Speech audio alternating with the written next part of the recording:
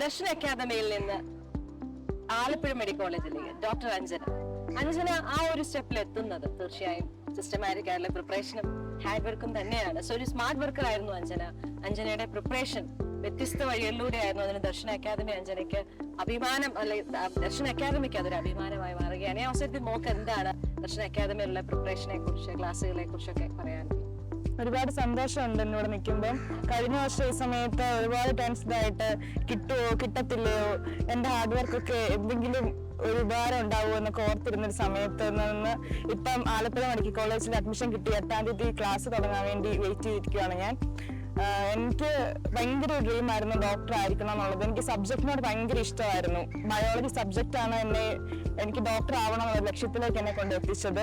അതിൻ്റെ അടുത്ത് ദർശന ഇല്ലെങ്കിൽ ഇങ്ങനെ എനിക്കിവിടെ നിൽക്കാൻ പറ്റത്തില്ല. കാരണം അന്ന് ദർശനയിലോട്ട് എന്നെ വിളിച്ച് ഇവിടെ സ്കോളർഷിപ്പ് ഒക്കെ തന്ന് എന്നെ പഠിപ്പിച്ച് ഒരുപാട് സപ്പോർട്ട് ചെയ്ത് നല്ല നല്ല ടീച്ചേഴ്സും ഒരുപാട് നല്ല ഫ്രണ്ട്സും ഒക്കെ ഉള്ളതുകൊണ്ടാണ് എനിക്കിന്ന് ഇവിടെ നിൽക്കാൻ പറ്റുന്നത്. അതിന് ദർശന എന്നെ ഒരുപാട് ഹെൽപ്പ് ചെയ്തിട്ടുണ്ട്.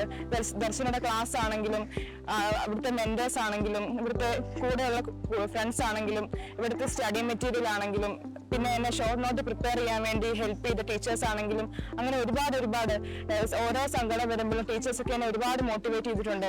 എന്ത് സങ്കടം വന്നാലും എനിക്ക് എന്ത് മാർക്ക് കുറഞ്ഞാലും എല്ലാം വിളിച്ച് കാര്യങ്ങളൊക്കെ ചോദിച്ച് പിന്നെയും അതിനെ എങ്ങനെ പഠിക്കാമെന്നൊക്കെ ഉള്ളത് സപ്പോർട്ട് ചെയ്ത് ഓരോ പ്രാവശ്യം മാർക്ക് പറയുമ്പോൾ അതിന് എങ്ങനെ കൈകെറ്റിക്കൊണ്ട് വരാം, എങ്ങനെ നല്ല വിജയത്തിലെത്താം, എങ്ങനെ നീറ്റ് എക്സാം കവർ ചെയ്യാന്നൊക്കെ എപ്പോഴും പറഞ്ഞ് എനിക്ക് എപ്പോഴും ഇവിടെ ഒരു ലോൺലിനെസ് ഫീൽ ചെയ്തിട്ടില്ല. കാരണം ഞാൻ എപ്പം മാറിയിരുന്നാലും എപ്പോഴും കൂടെ വന്ന് അതിന്റെ കാര്യങ്ങൾ മനസ്സിലാക്കി എപ്പോഴും സപ്പോർട്ട് ചെയ്ത കുറെ ടീച്ചേഴ്സ് എനിക്ക് ഇവിടെ ഉണ്ടായിരുന്നു. അതുകൊണ്ട് ദർശന എനിക്കൊരു ഫാമിലി പോലെയാണ്. ഇവിടോട്ട് വരുമ്പോഴും എനിക്ക് ഒന്നും പുതിയതായിട്ടല്ല, എപ്പോഴും ദർശന എന്ന് പറയുമ്പോൾ എനിക്കൊരു ഫാമിലി പോലെ തോന്നിയിട്ടുള്ളൂ. മോളുടെ വിജയത്തിലെത്തിക്കാൻ ദർശൻ അക്കാദമിയുടെ ക്ലാസ്സുകൾ എങ്ങനെയാണ് സഹായിച്ചത്? അതുപോലെ എക്സാംസിന്റെ ഒരു രീതി എങ്ങനെയായിരുന്നു? ഇവിടുത്തെ ക്ലാസ് എന്ന് പറയുമ്പോൾ നമുക്ക് 2 hour ആണ് ഒരു സെക്ഷൻ വരുന്നത്, ഫിസിക്സ്, കെമിസ്ട്രി, ബയോളജി. അതിൽ ഫസ്റ്റ് സെക്ഷൻ വരുമ്പോൾ 1 hour ക്ലാസ്, 1.5 hour അല്ലെങ്കിൽ 1 hour ക്ലാസ് ആണെങ്കിൽ പിന്നെ 1 മണിക്കൂർ നമുക്ക് ഡോക്ടറിംഗ് സെക്ഷൻ ആയിരിക്കും.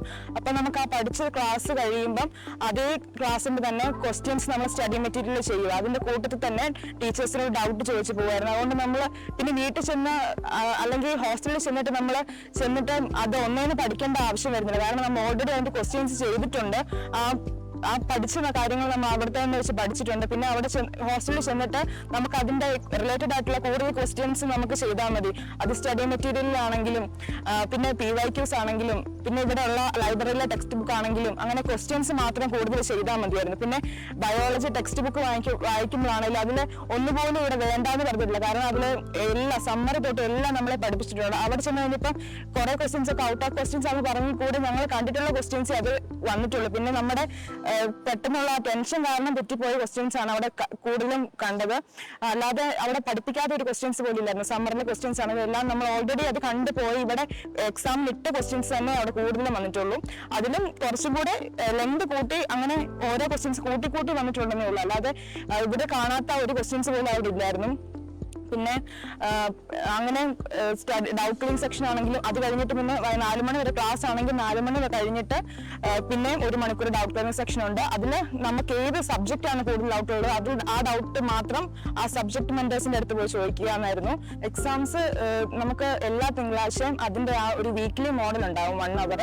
ആ 1 hour എന്ന് പറയുന്നത് എല്ലാ നമ്മുടെ നീറ്റ് പാറ്റേൺ തന്നെ ആയിരിക്കും. പക്ഷെ 1 hour എക്സാം കാണുള്ളൂ. അത് നമ്മൾ ആ വീക്കിൽ പഠിച്ച എക്സാം പാഠങ്ങളെല്ലാം കൂടി ചേർത്ത് വെച്ചായിരിക്കും. പിന്നെ ഉള്ളത് മന്ത്ലി എക്സാം. ആ മന്തിൽ നമ്മൾ എന്ത് പഠിക്കുന്നു അതാണ് മന്ത്ലി എക്സാമിന് വരുന്നത്.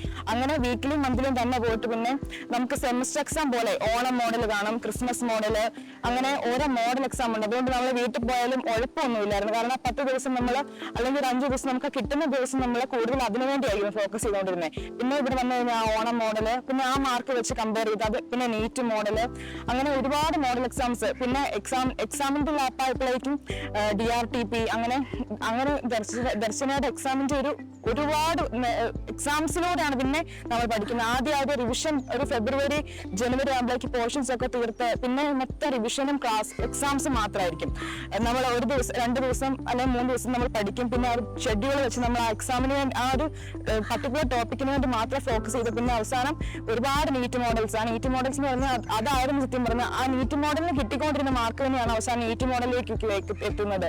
കാരണം അതുപോലെ ടഫ് ആയിട്ടുള്ള എക്സാംസ് ഉണ്ട്. പിന്നെ നമ്മുടെ ഒരു സ്ട്രെസ് മാറ്റാൻ വേണ്ടി ഇടയ്ക്ക് കുറച്ച് എളുപ്പമുള്ള എക്സാംസ്, കുറച്ച് എളുപ്പമുള്ള ക്വസ്റ്റ്യൻസ് എല്ലാം കൂടെ വെച്ച് എക്സാം നടത്തും. അപ്പൊ നമ്മൾ നല്ലപോലെ സ്കോർ ചെയ്യും. അപ്പം ആ ഒരു എക്സാം നമുക്കറിയാം അത്രയും സ്കോർ ഒന്നും ആയിരിക്കുമല്ലോ നമുക്ക് നീറ്റിന് കിട്ടുന്നത്. പക്ഷെ നമുക്ക് എന്നാലും ഒരു മനസ്സിനൊരു സന്തോഷമാണ്. കാരണം നമുക്ക് അത്രയ്ക്ക് എത്താൻ പറ്റുന്നുണ്ടല്ലോ. പിന്നെയും കിട്ടുമ്പോൾ ഭയങ്കര പാടുള്ള എക്സാംസ് ആയിരിക്കും നമുക്ക് ഇടുന്നത്.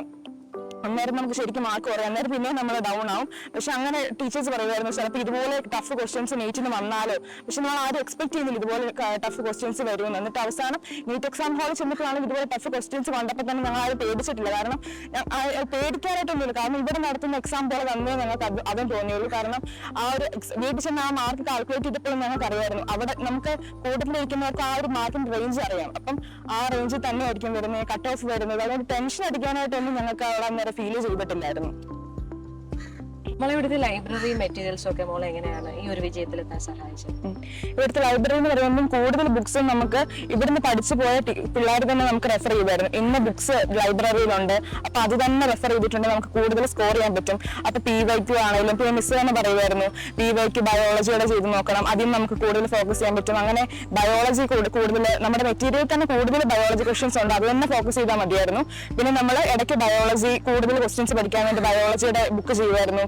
പിന്നെ ഫിസിക്സ് ആണെങ്കിലും ഒരുപാട് ബുക്ക് നമ്മളൊരു PYQ എടുത്തിട്ടുണ്ടെങ്കിൽ നമ്മളൊരു 30 years PYQ ചെയ്യുമായിരുന്നു. പിന്നെ അതിന്റെ തന്നെ ടോപ്പിക് വൈസ് ക്വസ്റ്റ്യൻസ് ഉണ്ടായിരുന്നു, അതെല്ലാം ലൈബ്രറി ബുക്സിൽ നിന്ന് എടുക്കുമായിരുന്നു. പിന്നെ നമ്മൾ കൂടുതൽ നമ്മുടെ മെറ്റീരിയൽ തന്നെ ഉണ്ടായിരുന്നു. പിന്നെ കെമിസ്ട്രി ആണെങ്കിലും ക്ലാസ്സിൽ തന്നെ ചെയ്യുന്ന കുറെ ക്വസ്റ്റ്യൻസ് ഉണ്ട്. പിന്നെ ടീച്ചേഴ്സ് എക്സ്ട്രാ ക്വസ്റ്റ്യൻസ് നമുക്ക് ക്ലാസ്സിൽ വെച്ച് തരും. അങ്ങനെ കുറെ ക്വസ്റ്റ്യൻസിന്റെ ഒരു പാറ്റേൺ ആയിരുന്നു ആ മെറ്റീരിയലെല്ലാം ഉണ്ടായിരുന്നത്. അതുകൊണ്ട് നമുക്ക് പിന്നെ ഒത്തിരി ക്വസ്റ്റ്യൻസ് കണ്ടിട്ടില്ല എന്നൊരു പേടിയൊന്നും വരത്തില്ല. കാരണം നമ്മൾ ഇവിടുത്തെ ലൈബ്രറി ചെയ്യുന്ന അതേ ക്വസ്റ്റ്യൻസ് അതിന്റെ പാറ്റേണും തന്നെയാണ് നമ്മൾ PYQയിലും ഒക്കെ കണ്ടിട്ടുള്ളത്. പിന്നെ ഞങ്ങൾക്ക് ഇവിടെ കിട്ടിയിരുന്നത് ഒരു ആദ്യം നമ്മൾ ഒരു തിയറി ടീച്ചർ എടുത്തിട്ടുണ്ടെങ്കിൽ അതിന്റെ തന്നെ മൾട്ടിപ്പിൾ ചോയ്സ് ടോപ്പിക് വൈസ് നമ്മൾ എടുക്കും. ആ ടോപ്പിക്ക് തീർന്നു കഴിയുമ്പോൾ നമ്മൾ ആ ഒരു ചാപ്റ്ററിന്റെ ഇതിലോട്ട് കിടക്കുക. അവിടെ തന്നെ ഒരു 10-100 ക്വസ്റ്റ്യൻസ് ആ ചാപ്റ്ററിന്റെ ബേസ് ചെയ്ത് കാണും. പിന്നെ അസേഷൻ റീസൺ കാണും. പിന്നെ ഇതുവരെ ചോദിച്ചിരിക്കുന്ന PYQ കാണും. ഇതെല്ലാം മെറ്റീരിയൽ തന്നെ ഞങ്ങൾക്ക് കിട്ടിയിട്ടുണ്ട്. അതുകൊണ്ട് ബയോളജിയുടെ ഒന്നും കാര്യത്തിൽ ഞങ്ങൾക്ക് പുറത്തുനിന്ന് അങ്ങനെ ഒത്തിരി ബുക്സ് റെഫർ ചെയ്യേണ്ടി വന്നിട്ടില്ല. പിന്നെ ഫിസിക്സ് ആണെങ്കിലും ഫിസിക്സിൽ ഞങ്ങളുടെ മെറ്റീരിയലുള്ള ക്വസ്റ്റ്യൻസ് ഭയങ്കര ടഫ് ആയിരുന്നെങ്കിലും അതിനും കുറച്ച് ടഫ് കുറച്ചിട്ടുള്ളതായിരുന്നു PYQന്റെ ക്വസ്റ്റ്യൻസ്. അപ്പൊ അതൊക്കെ ചെയ്യാൻ വേണ്ടി ടീച്ചർ കൂടെ ഉള്ളത് കൊണ്ട് തന്നെ ആ ക്ലാസ്സിലെ ഡൗക്കറിയും സെക്ഷന്റെ കൂടെ തന്നെ ഞങ്ങൾക്ക് ആ ക്വസ്റ്റ്യൻസും കൂടെ ചെയ്തു പോകാൻ പറ്റുന്നു. കാരണം കൂടുതൽ ടഫ് ക്വസ്റ്റ്യൻസ് ആയിരുന്നു അത് വന്നിരുന്നെങ്കിലും ടീച്ചർമാർ കൂടെ നമ്മൾ ഗൈഡ് ചെയ്യുമായിരുന്നു. പിന്നെ കെമിസ്ട്രി ആണെങ്കിൽ കൂടി മെറ്റീരിയൽസിലെ ക്വസ്റ്റ്യൻസ് കുറച്ചും കൂടെ ഇച്ചിരി ടഫ് ആണെങ്കിൽ പോലും അതും PYQവിനേക്കാൾ അപേക്ഷിച്ച് കുറച്ചും കൂടെ ടഫ് ആണെങ്കിലും അതും ടീച്ചേഴ്സ് കൂടെ നിന്ന് പറഞ്ഞു തരുന്നതുകൊണ്ട് ഞങ്ങൾക്ക് അത്രയും ടഫായിട്ട് തോന്നിയിട്ടില്ല. പിന്നെ ഞങ്ങൾ ഓരോ ക്വസ്റ്റ്യൻസ് ചെയ്യുമ്പോഴും ഇന്ന ഈസി വെയിലോട് ചെയ്താൽ മതി എന്ന് പറഞ്ഞ് അതിന്റെ കൂട്ടത്തിൽ കുറെ ഷോർട്ട് മെത്തേഡ്സും ഞങ്ങളെ പഠിപ്പിക്കും. അത് പിന്നെ കൂടുതലായിട്ട് ചോദിച്ചിട്ടുള്ള ക്വസ്റ്റ്യൻസ് PYQ ചോദിച്ചിട്ടുള്ള ക്വസ്റ്റ്യൻസിന്റെ ഒരു പാറ്റേൺ ഓഫ് ക്വസ്റ്റ്യൻസ് നമ്മുടെ എക്സാം സീരീസിലൂടെ ടീച്ചർമാർ എപ്പോഴും തന്നെ ഇടുമായിരുന്നു. ഈ എക്സാം ഇട്ടിട്ടുണ്ടെങ്കിൽ പിന്നെ അടുത്ത എക്സാമിന് വേറെ പാറ്റേൺ, അങ്ങനെ ഒരുപാട് പാറ്റേൺ ഓഫ് ക്വസ്റ്റ്യൻസ് ഞങ്ങൾക്ക് കിട്ടിയിട്ടുണ്ട്. മോളിപ്പോ വീട്ടിൽ നിന്ന് മാറി നിന്ന് ആദ്യമായിട്ടല്ലേ? അപ്പം അങ്ങനെ ഒരു ഡിസ്റ്റൻസ് അല്ലേ മോള് കട്ടപ്പന സ്വദേശിയാണ്. അപ്പൊ അവിടെ നിന്ന് ഇവിടെ എത്തി ഇത്രയും ദൂരം വന്നിട്ട് ഇവിടെ നിന്ന് പഠിച്ചപ്പോഴുള്ള ആ ഒരു ട്രാൻസിഷൻ ഒക്കെ എങ്ങനെയാണ് മോളുടെ പഠനത്തിന് സഹായകരമായിരുന്നു? ദർശന അക്കാദമിയുടെ ആംബിയൻസ് എങ്ങനെയായിരുന്നു? ആദ്യം വന്നപ്പോ എനിക്ക് പേടി ഇച്ചിരി 2-3 ദിവസത്തേക്കൊക്കെ എനിക്ക് ഒരു വീട്ടിൽ നിന്ന് മാറി നിൽക്കുന്ന ഒരു ഇതുണ്ടായിരുന്നു. കാരണം എപ്പോഴും വീട്ടിൽ പോകാൻ പറ്റത്തില്ല, ഫോണൊന്നും യൂസ് ചെയ്യാൻ പറ്റത്തില്ല. അപ്പൊ അതിന്റെ ഒരു സങ്കടമൊക്കെ ഉണ്ടായിരുന്നു. പിന്നെ കുറച്ച് കഴിഞ്ഞപ്പോഴേക്കും ഇവിടെ ഫ്രണ്ട്സ് ടീച്ചേഴ്സ് ഒക്കെ ഉണ്ട്. പിന്നെ എനിക്ക് അങ്ങനെ പിന്നെ പഠിത്തം എക്സാം അങ്ങനെ ഒരു ഇതിലായിട്ട് പിന്നെ അങ്ങനെ ഒത്തിരി അങ്ങോട്ട് വീട്ടുകാരെ കുറിച്ച് അങ്ങനെ ഇത് ആലോചിക്കേണ്ടി വന്നിട്ടില്ല. പിന്നെ എക്സാം കഴിഞ്ഞ അന്ന് തന്നെ ആയിരിക്കും കോളിംഗ് ഡേ വരുന്നത്. അന്നേരത്തെ ഒരു ഇത് മാത്രമേ ഉള്ളൂ. അന്നേരം മാർക്ക് കുറഞ്ഞെങ്കിൽ വഴക്ക് വെക്കൂ അങ്ങനത്തെ. പക്ഷെ വീട്ടിൽ നിന്ന് അങ്ങനെ വഴക്കൊന്നും പറഞ്ഞിട്ടൊന്നുമില്ല. മാർക്ക് കുറഞ്ഞോണ്ട് വീട്ടിലാരും വഴക്കൊന്നും പറഞ്ഞിട്ടൊന്നുമില്ല. പിന്നെ പഠിക്കാനുള്ള സപ്പോർട്ട് തന്നിട്ടുള്ളേ ഉള്ളൂ. ഈ പ്രാവശ്യം കുറഞ്ഞെങ്കിൽ അടുത്ത പ്രാവശ്യം മാർക്ക് കൂടും അങ്ങനെ സപ്പോർട്ട് ചെയ്തിട്ടേ ഉള്ളൂ. ഇവിടുത്തെ ടീച്ചേഴ്സ് ആണല്ലോ അതെ. ആ കോളിംഗ് ഡേ കഴിഞ്ഞ് പിറ്റേഴ്സ് അതിന്റെ ഹാങ് ഓവറിലായിരിക്കും ക്ലാസ് വന്നിരിക്കുന്നത്. പക്ഷെ അതൊക്കെ ക്ലാസ് വന്നിരിക്കുമ്പോൾ എല്ലാവരുടെ മുഖം കാണും ടീച്ചേഴ്സിന് അറിയാം അവിടെ എന്താ സംഭവിച്ചെന്നുള്ളത്. അപ്പൊ അങ്ങനെ ടീച്ചേഴ്സ് ആണെങ്കിലും പറഞ്ഞിട്ടുണ്ട് ഇപ്പം വന്ന് കാണുമ്പോൾ പോലും ടീച്ചേഴ്സ് പറയുന്നുണ്ട് അന്നത്തെ കരച്ചിലിന്റെ ഒക്കെ ഒരു ഇത് ഇന്ന് കിട്ടിയില്ലേ, എന്തിനാ നീ ഇത്ര സങ്കടപ്പെട്ടത്, ഇനിയും നല്ലതുപോലെ ചെയ്യുക എന്ന്. പക്ഷെ ആ ടീച്ചേഴ്സിന്റെ ഒക്കെ സ്നേഹം ഇപ്പോഴും ഉണ്ട്. ഇപ്പൊ വരുവാണെങ്കിൽ പോലും ടീച്ചർ ആയിരുന്നു അങ്ങനെ ഇതില്ല, ഫാമിലി പോലെയാണ്, ഫ്രണ്ട്സ് പോലെയാണ്.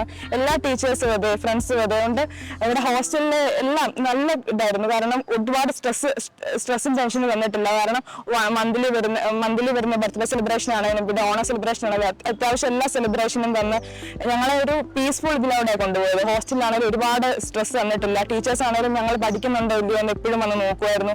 11 മണി വരെ ടീച്ചേഴ്സ് എപ്പോഴും കൂടത്തിൽ കാണും. പിന്നെ അവിടെ ഇരുന്ന് പഠിക്കേണ്ടവർക്ക് അവിടെ ഇരുന്ന് പഠിക്കാം. അങ്ങനെ ഞങ്ങളെ ആരും ഒന്നും ഫോഴ്സ് ചെയ്തിട്ടില്ല. നമ്മൾ പഠിക്കുന്ന ടീച്ചേഴ്സിന് അറിയാം. പിന്നെ അതിന് നമ്മൾ പഠിത്തത്തെ ഇങ്ങനെ കുറയുവാണെങ്കിലോ സങ്കടപ്പെടുവാണെങ്കിൽ മാത്രമേ ടീച്ചേഴ്സ് ഇങ്ങനെ പറഞ്ഞിട്ടുള്ളൂ, പേടിക്കൊന്നും വേണ്ട അങ്ങനെ. അല്ലാതെ കുഴപ്പമൊന്നുമില്ലായിരുന്നു ഫാമിലിയിൽ നിന്ന് മാറുന്നതിന്റെ. അഞ്ജന എന്റെ കൂടെ നിൽക്കുമ്പോൾ അഞ്ജനയുടെ ഒരു ഹാർഡ് വർക്കിംഗ് അല്ലെങ്കിൽ ആ ഒരു സിസ്റ്റമാറ്റിക് സ്റ്റഡി എനിക്ക് സ്മെല് ചെയ്യാറുണ്ട്. കാരണം നമ്മളെപ്പോഴും സംസാരിക്കുമ്പോൾ പറയാറുണ്ട്, മോളെ നിന്റെ ഈ hard work definitely you are going to become a doctor, there is no doubt.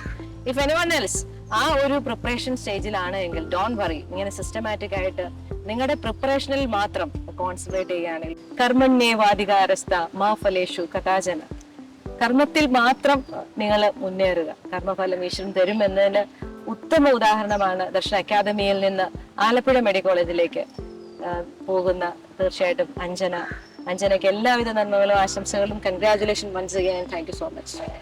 Thank you miss.